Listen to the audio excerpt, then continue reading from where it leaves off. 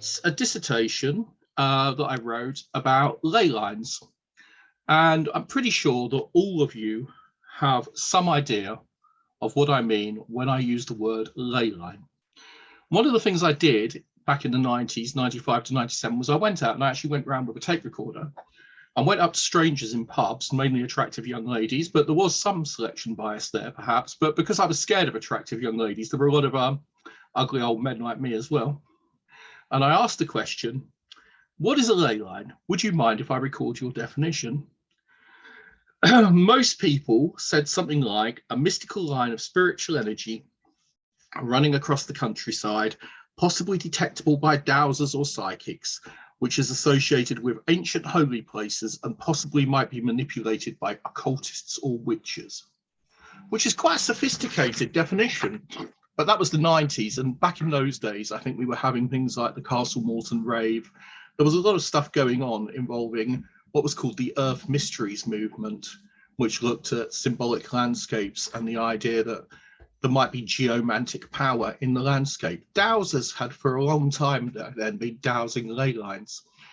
But the energy lines interpretation, which is what I'm going to call it for the moment, had become the most common.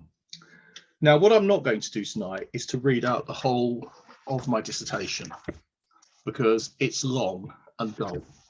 Instead, I'm going to flip through and just talk about some important concepts. And to make it more interesting, rather than watch me wearing a pink shirt and a raspberry hat, let's show you some slides. So, the lay of the land, Earth mysteries. How do I start? I go to slideshow from beginning. Can everyone see that okay? Yes. Fine. Okay. So tonight's talk will be quite informal. If you've got questions, pop them into chat, and at the end we'll go through them and we'll discuss the relevance of Earth mysteries and ley lines to us all. So what's it about tonight's talk? Ley lines and spiritual interpretations of landscape, archaeology, prehistory, antiquarianism and culture, all quite heavy terms, but I promise you it won't be. National identity and notion of who we are. The history of an idea through time, and finally a 1997 piece of work, because that was the year that I submitted it. And I deliberately have not updated a single word so far. And the reason for that is not because I'm incredibly lazy, but because I haven't paid much attention in the last 24, 25 years since I first started writing this, because it took 2 years to do, to what's been going on in the field. So there's just no way whatsoever that I can catch up in the time I had between finding that Mark Rees wasn't going to be able to talk this week and me deciding to present my old research. So my research is outdated by a quarter of a century, but I'm hoping it's still of some interest to some of you. So let's start with the beginning. Why not? That's usually the best place to start, I find. Here we have a page from a book called The Old Straight Track by a chap called Watkins. Published in, I think it was 1925. You can see a couple of rather blurry maps. I don't know if you can actually make out any detail because these are photos from the book that I took. But essentially what they are is a series of points on an Ordnance Survey map, 6 to the mile. Sorry, is it 6 miles to the inch? Sorry, yeah, 6 miles to the inch Ordnance Survey map series. And what he did was he went through them and he looked for certain things that he felt constituted important points to ancient man. And he discovered on June the 20th, 1921, while he was playing around with his Ordnance Survey map in Herefordshire, in his native county, that you could draw lines between tumuli, ancient hill forts, and standing stones. And he began to look for other certain distinctive topological features like early churches, which he believed had been built on pre-Christian sites of worship, and so forth. And he decided that to constitute a ley line, a trackway, there had to be 5 such points within a 10-mile line. So you all know the rules now. And actually, earlier this year, I was phoned up by a television company who were obsessed with ley lines, and they kept asking me, but what's the definition of a ley line? Well, that's it. It's on the 6 inch to the mile maps from the Ordnance Survey range. You need to have 5 points for prehistoric or considerable historic importance, but including tumuli, earthworks, standing stones, very early churches and other prehistoric remains within a 10-mile line. The line, by the way, doesn't take into account the curvature of the Earth, which doesn't matter on a map of this scale. It's not going to make any difference over 6 miles. So here we go. This is another example of one of Watkins' maps. And you can see here the Radnor Mound alignment, the Pilliff Mound alignment, a Cotswold lay, and a Hereford Church lay. And basically, what he did was he got out the Ordnance Survey map and he drew lines all across it. And then came the important part. Watkins was an antiquarian. He was somebody who knew every inch of the Herefordshire countryside, it seems. He loved it. He was a keen photographer. He actually invented a number of breakthroughs in photographic apparatus and film. And he was a bit of an inventor, but he loved to walk and investigate and dig at historic sites. And so therefore, once he discovered his trackways, as he called them, the old straight tracks, he set out to investigate them on foot. And Watkins always said that it was important to do groundwork, to interact with the landscape, and that you felt the old straight tracks by walking them, not simply by finding them on the map. And that's something that sadly has been lost, I think, in a lot of modern lay hunting communities, that kind of walking in the landscape and being enchanted by the magic thereof. I'm going to read some quotes from Watkins later. And for those of you who were at Lucia's talk a few weeks ago on psychogeography,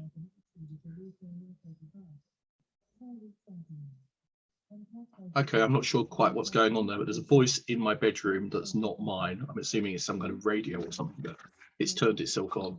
I'll try and deal with that in a moment. Okay, so returning to the talk, slightly unnerved there by being spooked by a voice behind me. So he really did feel that walking in the landscape was an important part of this whole lay experience. So what was a ley line? Well, to Watkins, it was nothing to do with magical energy or spiritual powers or UFOs or any of the things that later became a, what's the word I want? Later became associated with them. To Watkins, they were actually trackways. And I don't know if any of you know the Peddars Way in Norfolk, but it's an old trackway that is believed to have lasted almost from the Neolithic or the Bronze Age, perhaps very early times, right the way through into the Middle Ages and probably up until the rise of modern turnpike roads. It was a track that led from the coastal districts and went very, very, very long way across England. And it was simply a trader's route. And his idea was that there was a network of straight tracks that crisscrossed England, and that the people who walked them navigated by using things like standing stones, pagan sites, and beacons on top of high hills as a navigational aid. Can anyone see the immediate problem in using a beacon as a navigational aid, by the way? A beacon is just a fire that's burnt on a high hill, like over here. You light a fire here, then you light a fire on this hill, and then you light a fire further down the line. And you can convey messages over huge amounts of distance at a very, very fast time. Because rather than, you know, the fires are traveling at the speed of light, you see the light of the hill over there, you light one here, whereas it might take someone on foot a day to run from one hill to the next. But the obvious problem is that if you're navigating by beacons, it means you're going to walk over every bloody hill on your way from point A to B, which is rarely ideal, especially when the hills are as steep as the Malverns are. Anyway. Let's move on. So Watkins' whole notion is that there's a grid, like the national grid of lines that cross the country, but they are not in any way supernatural. The idea simply did not occur to him. They were not paranormal in any way. They were traders' tracks. They were antiquarian roads. So nowadays, up in Herefordshire, he's a bit of a hero. And this is the Watkins Way, which I think is 110 kilometres. And you can cycle or walk it if you're brave, or drive it if you're slightly less energetic like me. And it takes you around the countryside. And it's just named after Alfred Watkins as one of the greatest sons of Herefordshire. And here are, according to Herefordshire, this is Herefordshire, some Watkins ley lines. But in fact, the distances for most of these are far longer than he would have allowed. But I'm assuming there are other points in between, because most of his ley lines are only 10 to 12 miles long. Very few of them are actually 20 or 30 miles long or go across the whole country, as some modern ley enthusiasts have. He regarded ley lines as short alignments. So here we've got Wigmore Church and Castle, Pembridge Church, Weebley Castle, Arthur's Stone, all the way down. Okay, so I think I've now briefly introduced the idea. And there are various theories that developed later about what ley lines actually are. He felt they were remains of a pre-Roman system of old straight tracks used by traders. The system of paths was marked by standing stones, clumps of trees, and barrows sighted on the horizon, and were created using simple surveying techniques, though far in advance of what archaeologists were willing to credit the prehistoric inhabitants of Britain with. In essence, he believed he had made an archaeological discovery that would rewrite the history of ancient Britain and suggest that it was home to a mathematically and culturally advanced people. So in 1925, the book came out and it caused a sensation. The public absolutely adored it. People bought it. It became a bestseller. It was talked about, and ley line clubs sprung up all over the country. And the Old Straight Track Club, the original and best, which was run by Watkins himself, was to go on right the way through to 1939. And as much as it was loved and adored, how did the archaeologists respond? With vehemence. A book worth burning. There was a general contempt. Antiquity, the Journal of Archaeology, absolutely refused to take any kind of adverts for it. And immediately, Watkins himself was savaged by people who called him a charlatan, a crank, a sood, a fruit bat. You know, they essentially dismissed the whole thing. So his book proved to be dynamite. And whether you loved it or hated it, it was Marmite. Archaeologists hated it, but the public wanted it. Why was that? Well, we're going to get to that in a short while. Why did the idea happen, though? Why did Watkins discover ley lines in 1925? And this is where I actually started my dissertation research, because my first question was, why 1925? It seems like a naive question, doesn't it? I mean, actually, you can't really discover ley lines until you've got accurate maps. And the accurate maps in England and Wales don't start till 1815 and the Ordnance Survey. However, after that, almost anybody could look at a map one day and start to draw with pencil and a ruler lines across it and work out that there could be alignments. And given that Roman roads are notoriously straight, I'm sure many people did. And it's likely that some of them stumbled upon what Watkins also discovered and called ley lines. We'll get back to this in a while. But Watkins, however, was the first person to actually publicize the idea. Now, there are some ideas like this before. During the Victorian period, the Oxford movement, who were Anglo-Catholics, had made a great fuss when they were founding new churches to align the door of the church with sunrise on the Saint's Day. So St. Bartholomew's Day is, I believe, August the 23rd. So if you were building a church for St. Bartholomew, you would have the altar pointing in the east, pointing towards where the sun rose on August the 23rd in the constellation of Leo, and the actual main door out of the church would be at the far end, the western end, presumably, where the sun set.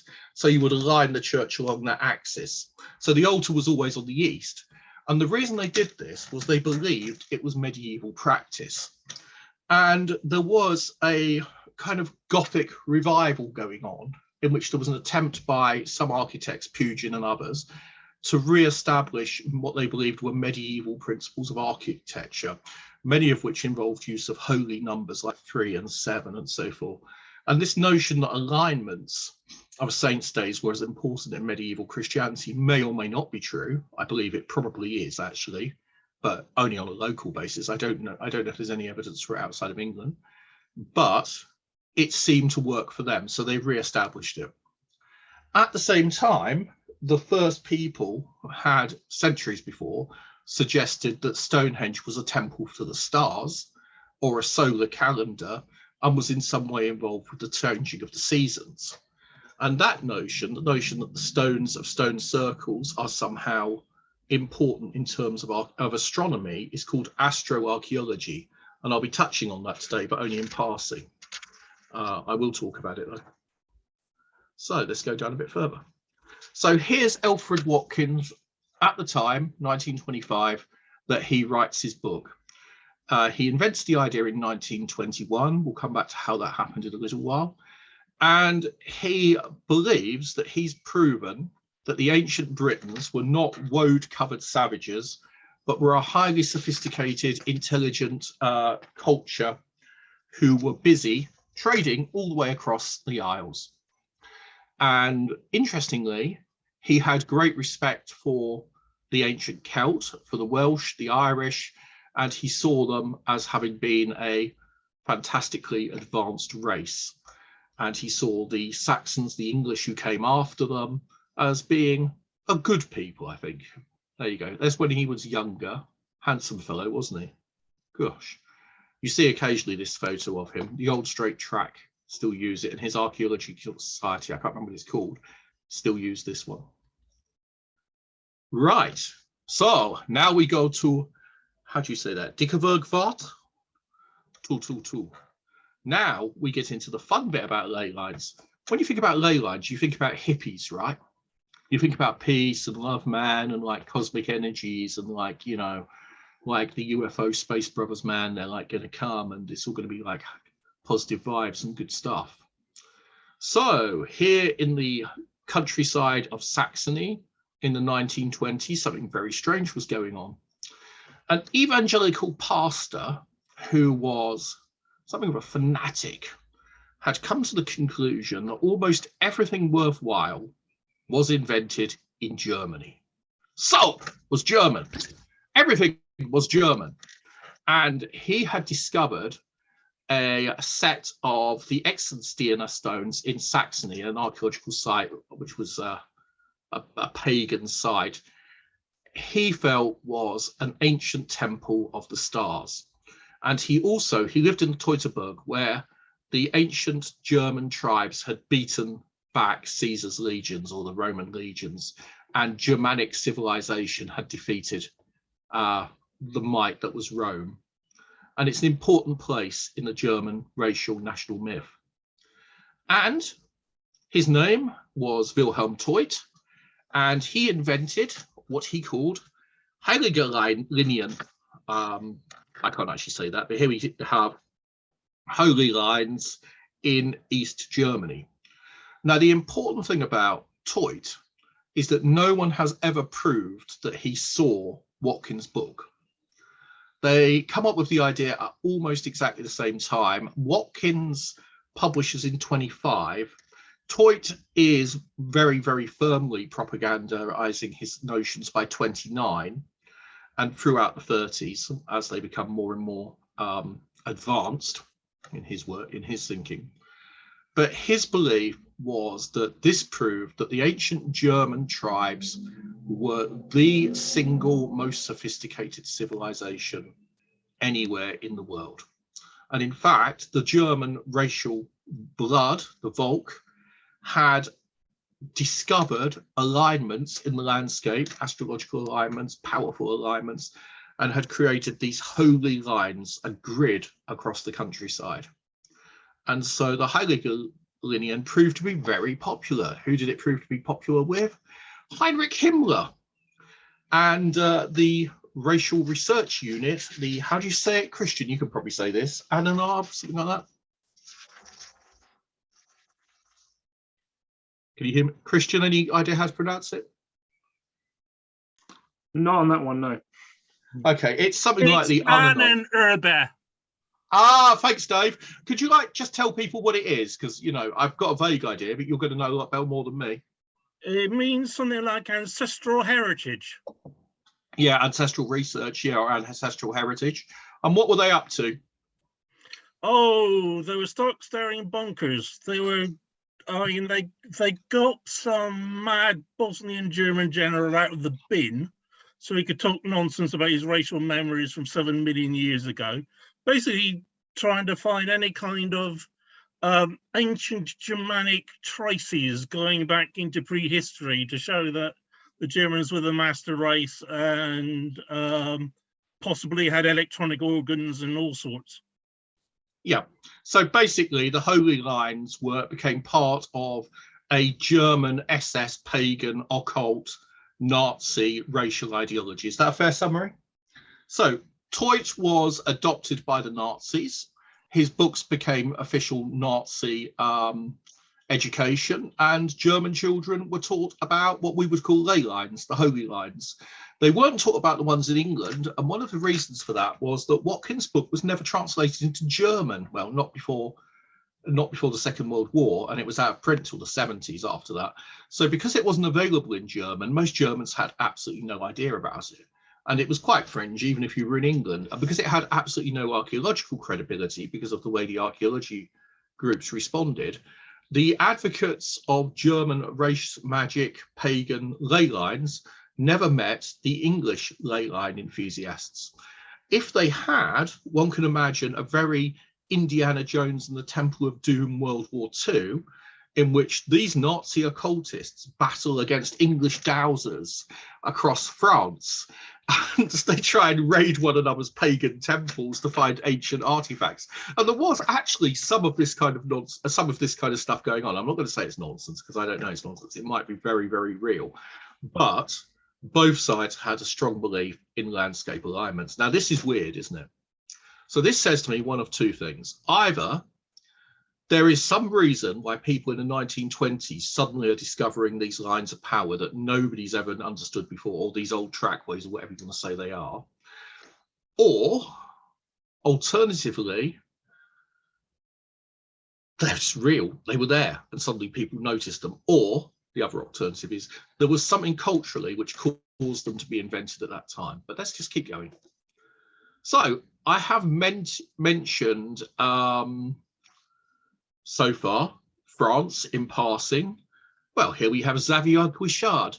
He actually appears in, I can't say the name, Simenon's detective novels. He's Joel McGray's boss.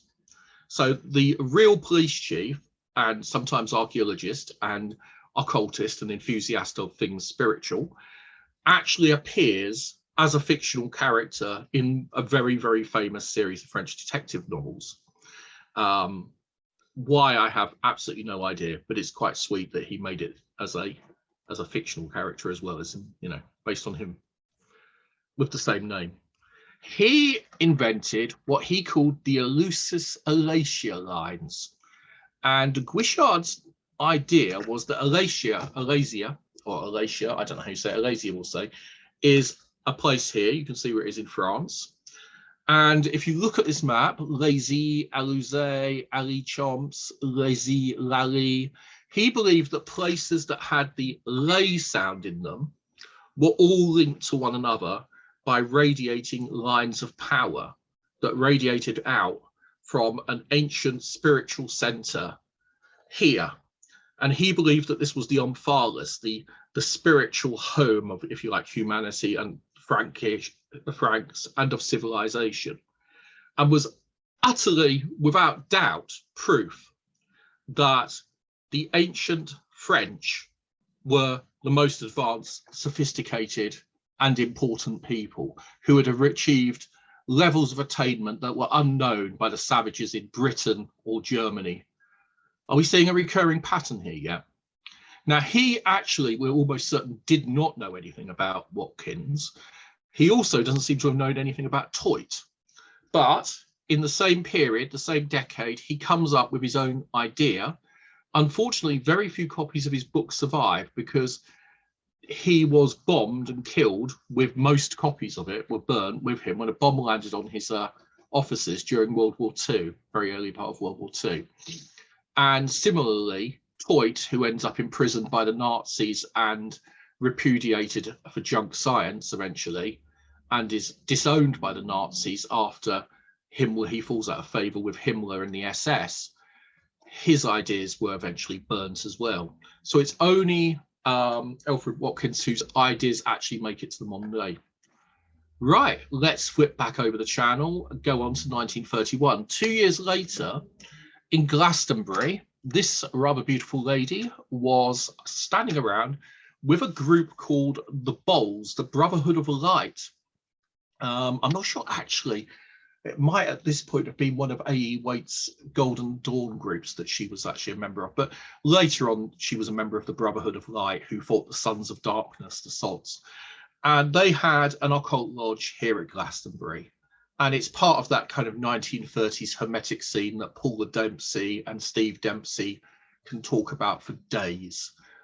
If you're into role-playing games, I thoroughly recommend Fearful Symmetries by Pelgrane Press, which is a game about being a member of a 1930s occult lodge in Britain. It's a lot of fun. Anyway, she came up with a whole new notion, which is called the Glastonbury Zodiac.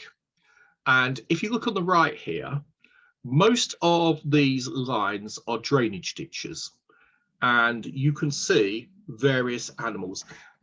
So it starts in 21 with Watkins, who comes up with his idea that he takes to his antiquarian society, the Wallhope Society in Hereford, that there are tracks across the landscape. Sometime in the mid-20s, Wilhelm Toit in Germany comes up with the Holy Lines. Meanwhile, over in France, Xavier Guichard comes up with the notion of the Lays-Alasia line. Now, Watkins chose the word lay because he found it was present in a large number of place names, and indeed the same is true in French, which is odd. But how do you account for it? Well, simply because place names like Uli, the L-E-A-H, Lee, actually means clearing amongst the woods, or that is one of the suggestions for what it's meant. It's one of those root words that is contested as to the meaning. I'm not going to get into that because it'll be really dull. Instead, let's look at pretty animals in the landscape, which were discovered by the occultist Catherine Maltwood. And most of the critique of this has been that all of this was underwater. There's Glastonbury Tor right in the middle of this eye in the pyramid logo, you can see. And these drainage ditches were dug very recently. However, her book, here's Brother Earth. I took this one off Twitter, but he's extended it. You can see another animal down here. And if you get a map of Glastonbury, it's quite good fun to take an Ordnance Survey map and take some coloured felt tip pens and just see if you can find animals. And I mean, the dog's quite impressive, isn't he? Whereas some of the others, the dragon, well, if you're looking at him the right way round, the ship is over here. And I can't actually remember off the top of my head which is which, but I think they're on. I've probably got a diagram somewhere that shows you. So another thing you could do tonight, if you've got time, is take a map of your home area and see if there happens to be a sacred zodiac laid out around Milton Keynes or Nottingham or Haverhill. In fact, the notion of a sacred landscape around Haverhill I find particularly amusing. It's a town in Suffolk, Essex border. Here's Glastonbury Tor, and here are here we can see the symbols of Sagittarius and so on all the way around, and you can see how they line up with the different symbols. There's the ship I mentioned, the fish. So Maltwood's book is called Glastonbury, King Arthur's Temple of the Stars, and it is absolutely fascinating. I still have a copy of it, and again, it's one of those books that magically, if you were to walk the landscape and douse the energies, or just psychogeographically absorb yourself in the landscape and think about the energies through the symbols, I reckon it would do something. I reckon it could do all kinds of things to you. That's me as a cynical academic, both on a simple mental level, a psychological level, and perhaps even on a spiritual and magical level. Who knows? I'm not going to rule it out. I'm going to flip through the High History of the Holy Grail. That was a work from a monk at Glastonbury Abbey that Maltwood used quite a bit in coming up with her different associations. And let's get back to what the old straight track was about at the beginning. The old straight track puts forward a simple hypothesis, namely that in prehistoric Britain, man created a series of straight tracks by aligning natural points on the skyline and by placing artificial constructions such as cairns, tumuli, and standing stones amongst the lines as waypoints. These lines were invariably straight and ran for many miles. They acted as roads, and what can suggest were the tracks used by early flint and salt traders. They were created by a secretive caste of surveyors, the Dodmen as they're sometimes called, who Watkins describes as the first professionals. Well, there you go. We always thought that surveyors were the oldest profession, who jealously guarded their secrets. They had advanced, in comparison with their European contemporaries, mathematical abilities and knowledge that was lost at a later date. At no point did he invest these lines with spiritual, mystical, or energy properties, and his hypothesis was essentially a contribution to an archaeological debate regarding the possible astronomical and technological capabilities of the builders of the megalithic circles. The Old Straight Club died with the beginning of the World War II. The 1940s and 50s saw very little public interest in the idea of ley lines, but the 1960s hippie counterculture seized enthusiastically on the idea. Watkins does not actually appear on the Beatles' famous People We Like cover for Sgt. Pepper's Lonely Hearts Club Band, but given the company on there, it wouldn't be at all surprising if he had. The revival of occultism, particularly the Rosicrucian of the Golden Dawn, Aleister Crowley and W.B. Yeats, as well as emergence of the neo-paganism of Alex Saunders and Gerald Gardner, promoted a new interest in esoteric studies by the 70s. Watkins was back in print, and there were many Earth Mysteries magazines on the market. Much of this new interest was awakened by John Mitchell's seminal The View Over Atlantis. Now, Mitchell is very much part of the Fortean scene. He died in 2009, public school boy, terribly posh in my opinion, quite strong-willed and deeply conservative for a liberal hippie. For a dope-smoking hippie, he believed in traditional order. He believed that in the past, the world was better. He believed that we should have a society where everyone knew their place. He didn't like democracy. But it's very easy to depict him as some kind of fascist, which he clearly wasn't. Well, some of his ideologies were actually, but that's neither here nor there.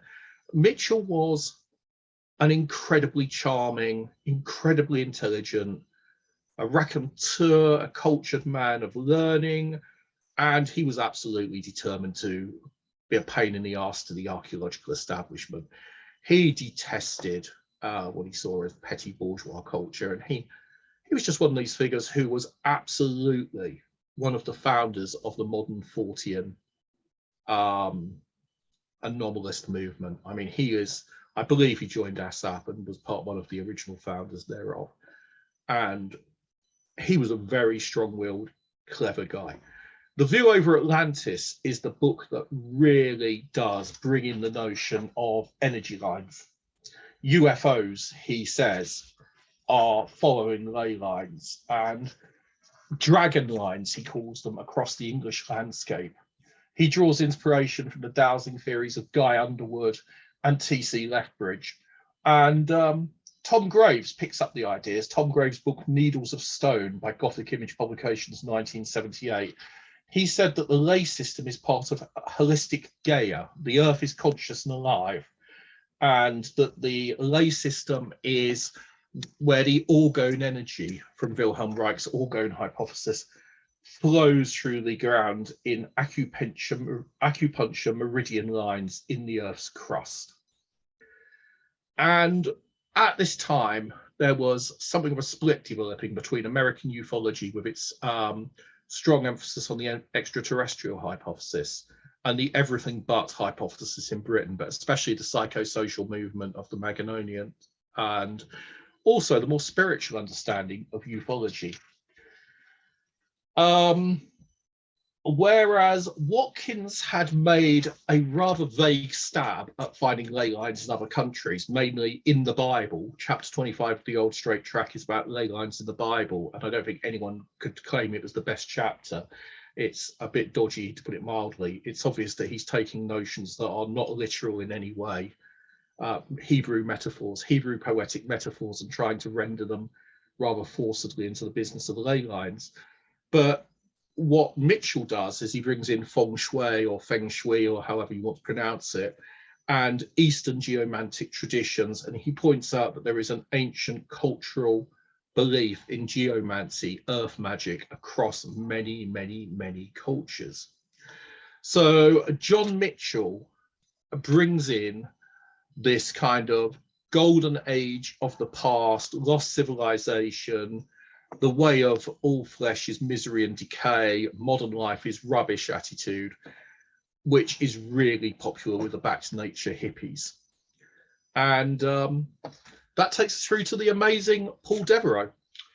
Paul Devereux, for much of the 70s, 80s, and 90s, was probably the single most important figure in ley lines and earth mysteries.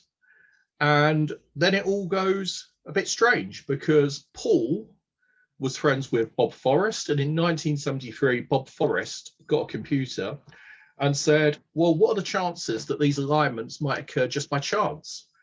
Let's take a computer, program it, and see if we can do it randomly.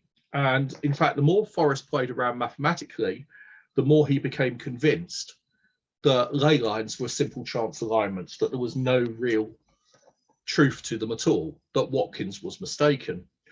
And Devereux then began to say, okay, so some of these huge ley lines that hippies have drawn across the country, and a lot of this ley line enthusiasm has gone too far. So what's the actual truth behind it? So we went back and he looked at Watkins' notion of tracks, and that doesn't really work because, as I said, the tracks go straight over cliffs, through rivers, down bogs. They cross terrain with no sense whatsoever. So could they be sighting lines for beacons? That seemed more possible. Then he became interested in notion that perhaps they represented, he became aware of the folklore about ghost roads and about the tradition that you'd have very straight roads where spirits, where coffins were carried to burial sites. And he begins to take the whole lay culture down the path of orthodox anthropology and archaeology. And then he got very interested in the idea that shamanics, psychedelics, and psychoacoustics could explain a lot of stuff about ancient sites. And there you've got ASSAP's Dragon Project, which went around monitoring and working to try and understand in a new way some of these ancient megalithic sites. My friend Bruce Johnston Lowe, him and Hugh Wake used to drive around with Buffy the dog in a white transit van all over England, sometimes with Ron Hutton or some of his friends, drinking mead, occasionally meeting up with King Arthur, who would wave Excalibur drunkenly. And they went to places like Avebury, Glastonbury, and took recordings over a period of many years because Bruce was doing his PhD. So that kind of interest, the less respectable end I'm talking about, because that's my friends, but Paul Devereux had taken the whole lay movement from an outside countercultural thing, so that by 97, when I was last working on this, lay hunter moots had actually become serious academic and archaeological places. And in fact, the old energy lines, hippies, the people who believed that the ley lines represented something to do with ghosts or consciousness, had largely been forced out of the Earth Mysteries movement or had left. So let's move on. So let's have a quick look at how the idea of ley lines has changed so far. The traditional Watkins view was they were tracks and beacons. Maltwood believed that as above, so below. So she believed that there were magical powers inherent in the earth and that the Glastonbury zodiac represented the stars above on earth. So it's the old Hermetic maxiom, so as above, so below. And she's coming out of the kind of Golden Dawn tradition.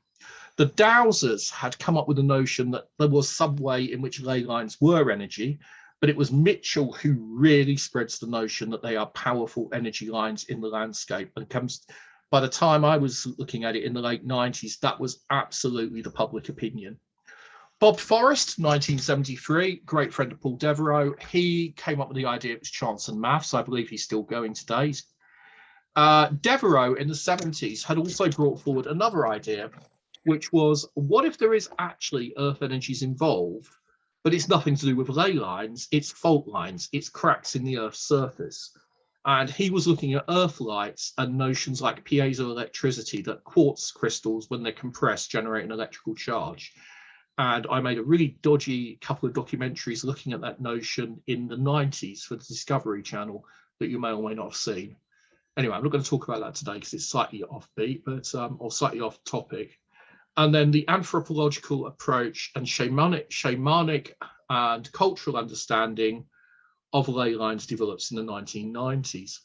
I kind of look at them in a different way, which is that they could mean almost anything you want them to, and that they may be reservoirs of spiritual power, or maybe they're not. But let's start by looking at what they might mean. I've got a little bit of time left, I think. I'm just going to pause for a moment. If anyone's got a question, they could ask me. Christian, are you right to take a couple of questions if there are any? And I'll try and answer them while I'm just checking the cat. Is that all right? Okay, yeah, I can do that. Let's just browse back up the chat box, which is a busy bee tonight. Let's just go. I can just see a question here. So let me throw you a question from Phil here. Chris, considering the number of prehistoric sites in the area, have you created a sacred zodiac of Cheltenham, Gloucestershire? You probably could. You almost certainly could if you were willing to use different roads and hedges, and you are wild enough in your decision as to where the boundaries are. I'm sure you could create one, but I've never done it. Give it a go and see what you can do, Phil. Okay, so historically, people in Britain understood the history of Britain in terms of their own experience. So the Romans were often portrayed as medieval knights, and people thought that the past was much like their experience. So if you read the Grail romances, they're not about Dark Age, warriors running around savagely stabbing one another. They're about high medieval culture. Everybody understands the past through the light of their own experience. So the actual history of Britain and the notion of prehistory is quite a difficult one for us to trace. But I'm very quickly going to skip through a few pages and talk a bit about prehistoric Britain. So prehistoric Britain was for many centuries almost completely unknown to antiquarians. The history of Britain began for our ancestors with the Roman invasion, that civilization having left many tangible remains. Although many educated men might know that the ancient British existed and were present in the Isles, led by a mysterious, and according to the Gallic War of Caesar, human sacrificing caste of priestly druids, almost all that was known of them was derived from Caesar's account. The ancient Britons wore woad, were savage, and fought naked. This was the extent of their knowledge, and so firm was the grip of the classical world on the imagination that the earliest attempts to explain the origins of the British invariably placed them in the context of classical mythology or in biblical history. They were Aeneas's Trojan refugees after they'd been to Rome, the sons of Japhet, or the lost tribes of Israel. The first accounts of the origin of the Briton come from Nennius, who was writing in the 9th century, apparently drawing inspiration from the Aeneid, and this is not including the many Celtic sources that, of course, everybody neglected through the sheer arrogance of the English. But anyway, yeah. So Nennius's account, which is that the grandson of Aeneas, the Trojan, settled Britain in the 3rd age of the world. Nennius was probably actually himself a Welsh monk, but people didn't realise that. The Trojan refugees were also cited 3 centuries later by Geoffrey of Monmouth, who was writing in 1136, who suggested that the grandson of Aeneas, Brutus, discovered the Isle of Albion, which was peopled only by giants. After landing at Totnes, Brutus defeated the giants, only for them to return and attack again, led by the fearsome Gog Magog. After their defeat, Brutus' followers settled the islands, which they named Britain, the name deriving from Brutus. So that was a notion that held for many centuries of British history. The next notable speculation on Britain's remote past that we're concerned with occurred during the reign of Henry VIII, when John Tyne, an Elizabethan school teacher, suggested that the ancient Phoenicians had visited Cornwall. He based his theory on the fact that he felt that the ancient Phoenicians and the Welsh national costume were largely identical, and that Welsh sounded a lot like the Phoenician tongue. I don't know how he knew the Phoenician tongue. Both have been proven to be spurious by later evidence, though Alcock and others have proven that trade between Mediterranean countries and the southwest of Britain did occur for many centuries before the English invasion. King Henry VIII himself commissioned John Leland to peruse and diligently search all the libraries of the monasteries and colleges of your noble realm for information on ancient Britain. He fulfilled the commission by travelling the country, examining all the monuments he could see, including Offa's Dyke and Hadrian's Wall. His work was not to be published in his lifetime, however, and Leland died insane, 1580, I think. Anyway, Hoskins, writing in provincial England, sees the origins of the antiquarian discourse at this point in the late 15th century.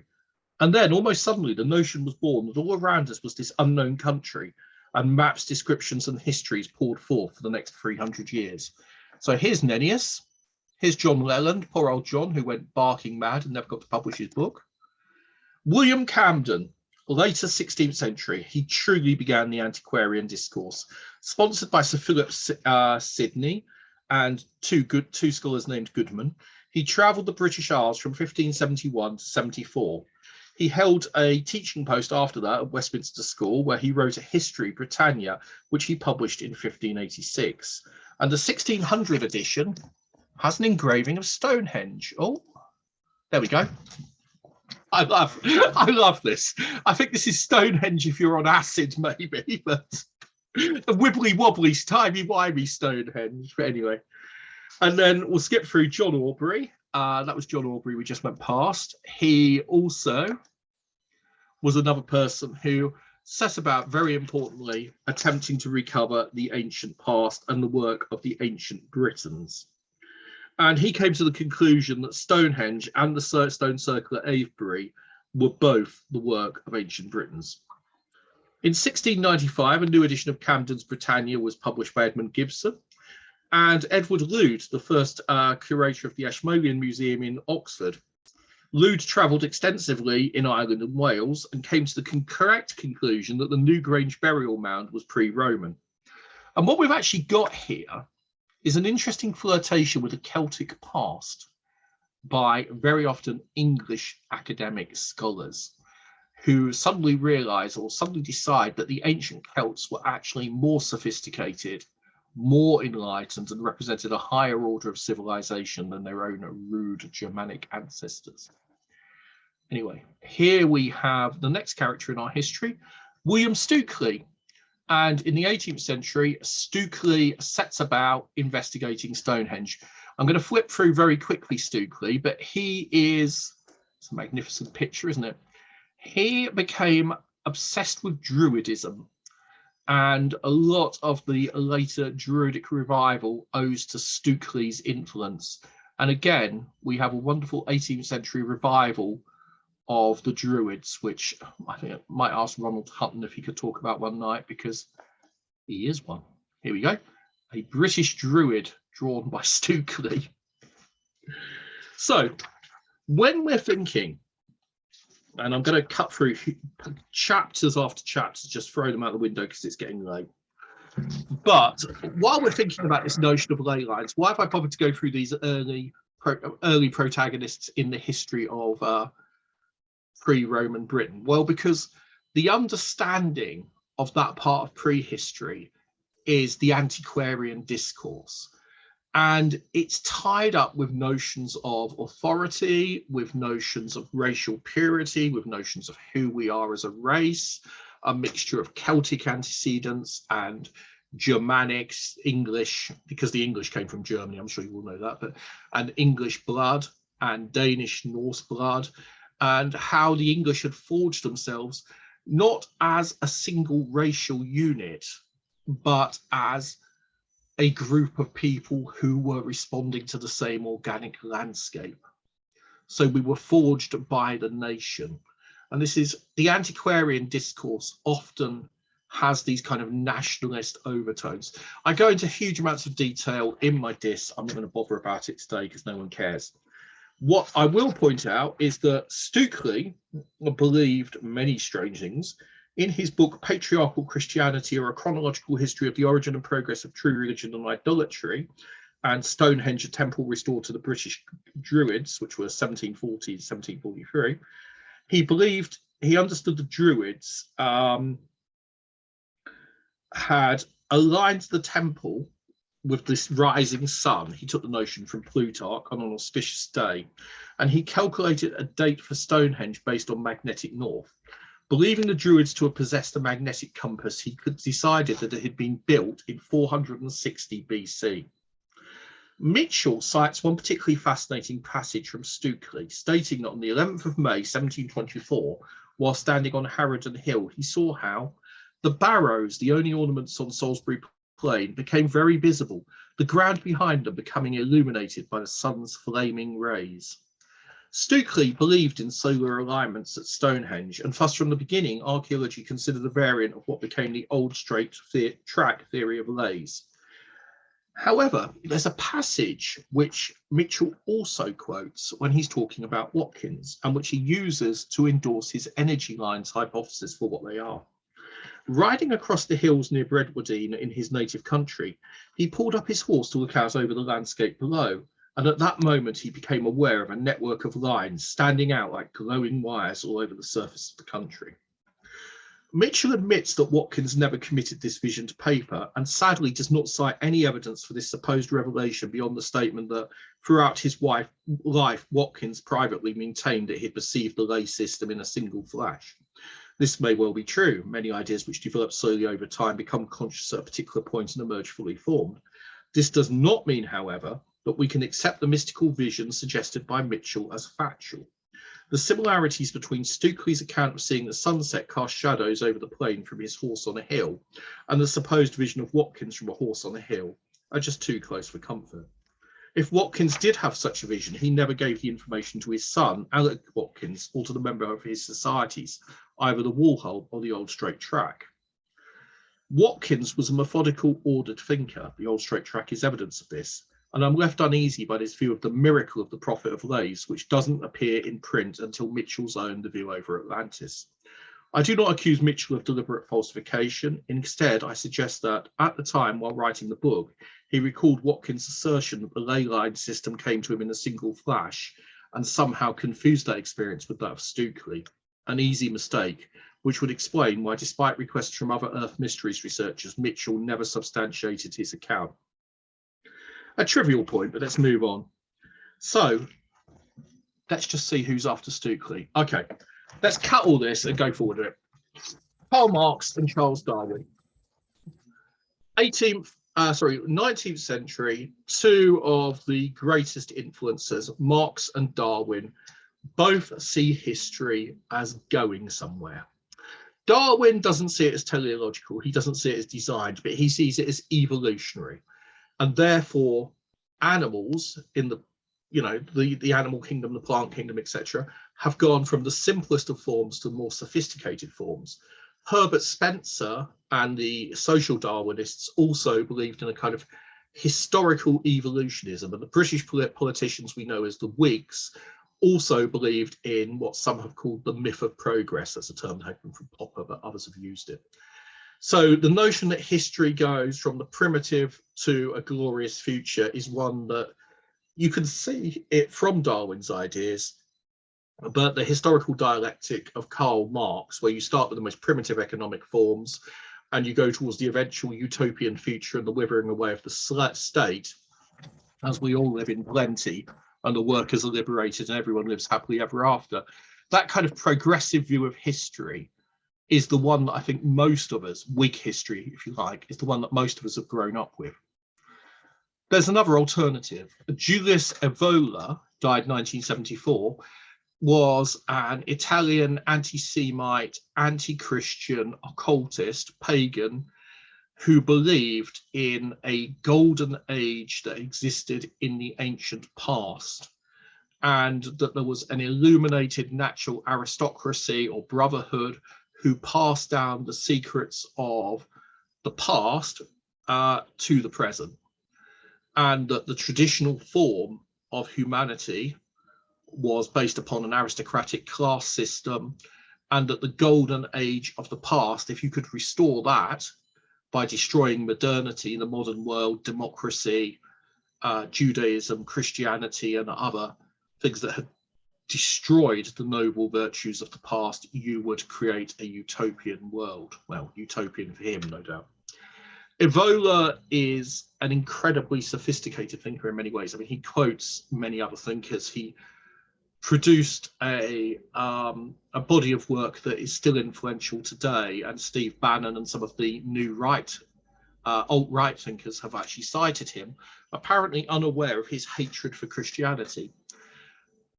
The reason I've drawn him up is not to say that all people who believe in this occult notion of a golden age, prelapsarian glories, were fascists, because there were plenty who weren't. John Mitchell believed in it as well. But some of the third position thinkers, very often deep ecologists who believed that the natural world held magical spiritual power, have got links with the far right. So I just thought it was interesting to mention that on the way through. The notion of ley lines falls very much within this notion that the past was, there were ancient powers and spiritual realities that were better understood in the past than the present. So generally speaking, it's a belief that in the past, in your country, there were technologies that we have lost. And there's two other things that are important.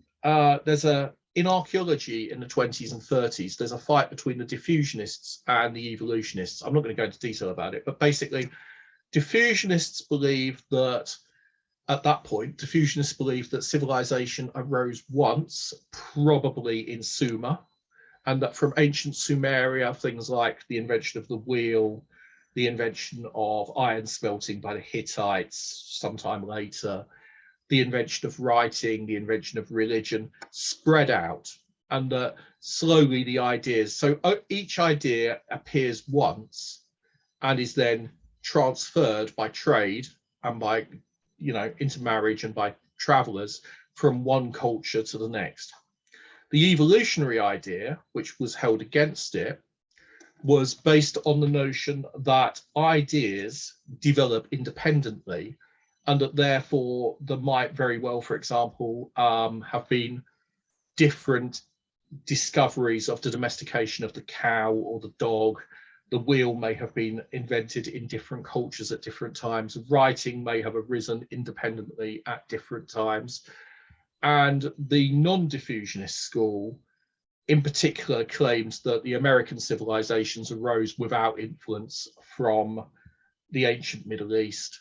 And some of them believe that you could also say that the Southeast Asian civilizations had arisen without ideas reaching them from Europe or from the Middle East, and so on. So this was a big controversy going on within mainstream archaeology at the time.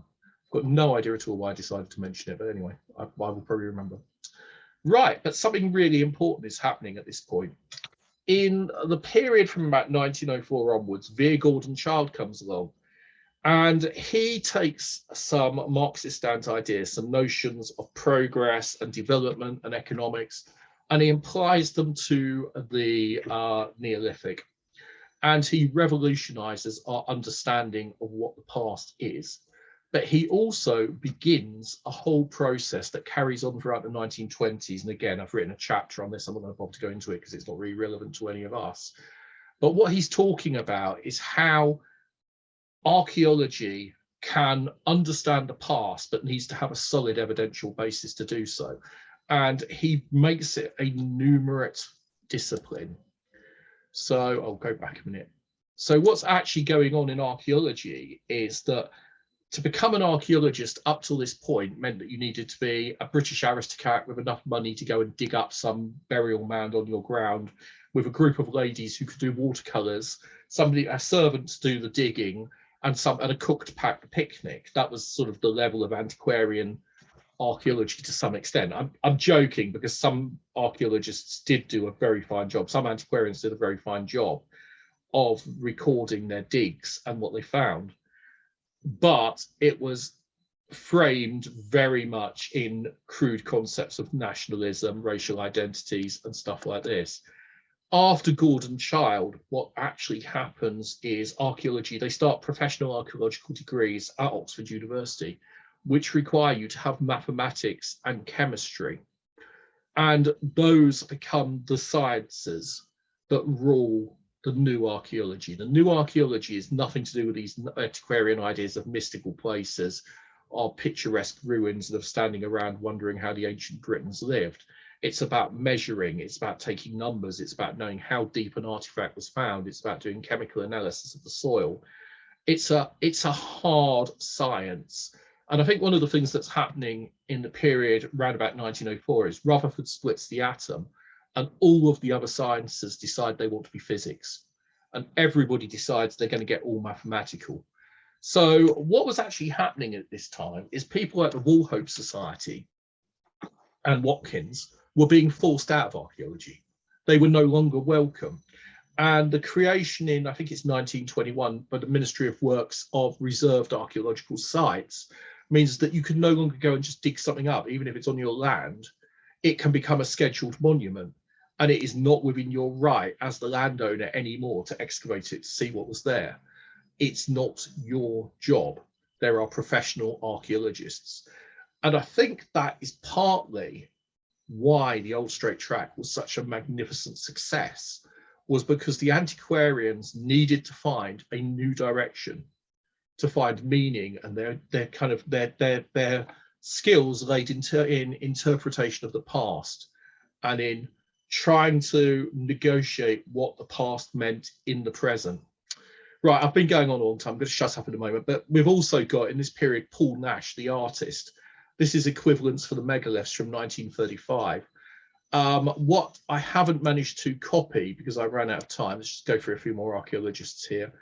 What I haven't managed to copy is any more of Nash's paintings, but he painted Avebury, he painted Stonehenge, he painted with these geometrical shapes, and he was actually an opponent of the new archaeology, even though he was briefly friends with Crawford and the others at Oxford who were creating the new archaeology and founded the first professional peer-reviewed journal of archaeology, Antiquity.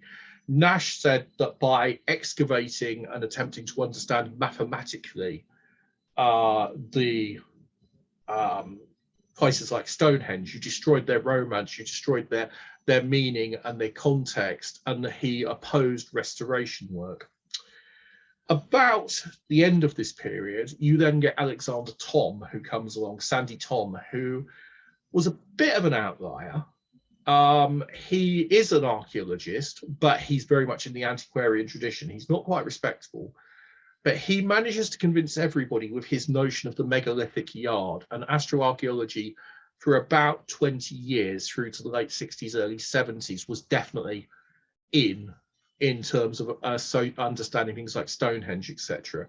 And to this day, a popular notion that Stonehenge is mathematically sophisticated calendar, an astronomical temple, and so forth, is still very much held, even though I think Tom's megalithic yard, I'd have to ask Dave Sevier, he can probably tell me, but I think since 97, when I was writing, it's been absolutely shredded. And I don't think there's much left of the astroarchaeological hypothesis at this time. Still, we'll find out, won't we? Because I'll ask him in a moment. So, I've run out of slides. Okay, so what else is happening in this time? It's getting really late, so I'll just summarize it really quickly. A number of things are happening. In Germany, there's the Volkisch movement. Children are encouraged to go out and camp. They are encouraged to go out and the Volkisch, I guess, to go out, and the people are encouraged to get back to nature.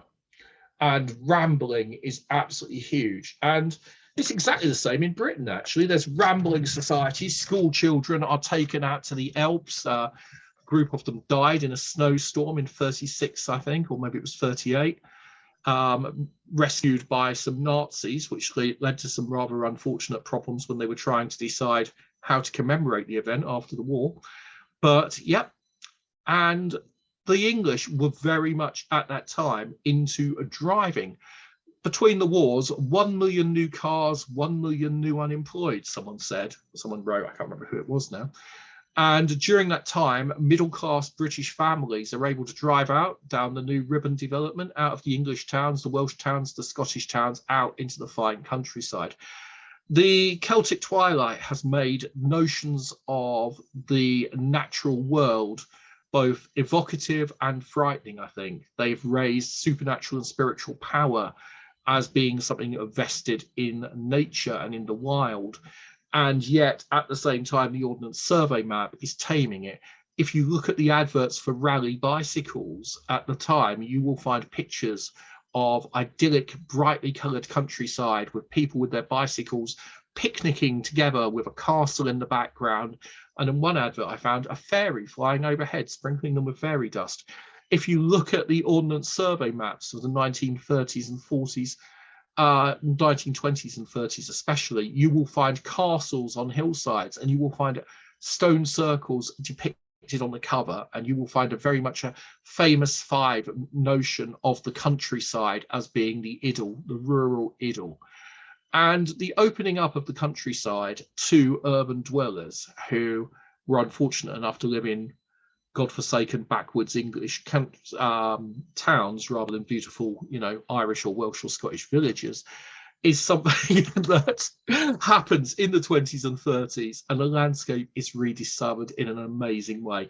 I went over to the Gloucestershire Museum of Packaging and got a whole load of adverts from the time.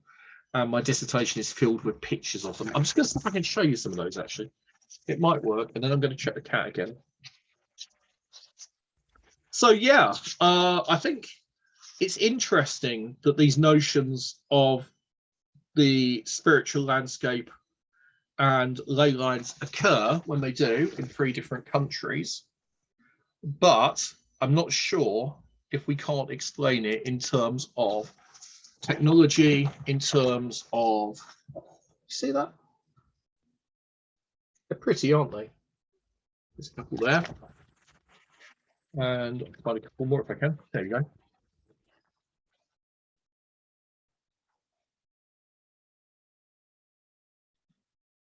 Anyway, you get the idea.